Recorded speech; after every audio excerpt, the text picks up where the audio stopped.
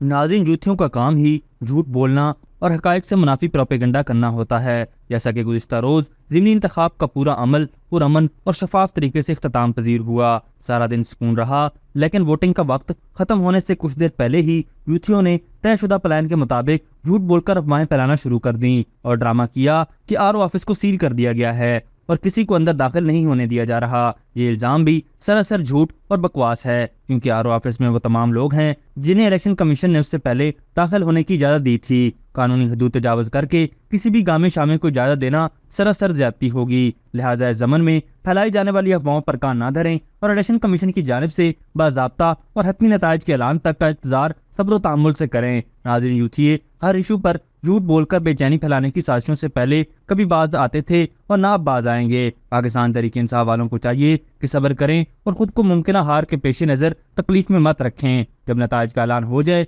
तब खुलकर मातम करें, रोएं, पीटें और जो मर्जी करें, लेकिन उस वक्त तक फ़कत खामोशी से हतमी नताइज का इंतजार करें। अभी तक के लिए सिर्फ इतना ही। मजीद दिलचस्प और ताज़ा तरीन खबरों से आगाह रहने के लिए हमारे चैनल इस्लामाबाद इंसाइडर को सब्सक्राइब करना मत भूलिए। और अगर हमारी ये वीडियो आपको अच्छी लगी है तो इसे लाइक कर दें और अपनी कीमती राय का इजहार नीचे दिए गए कमेंट सेक्शन में ज़रूर करें।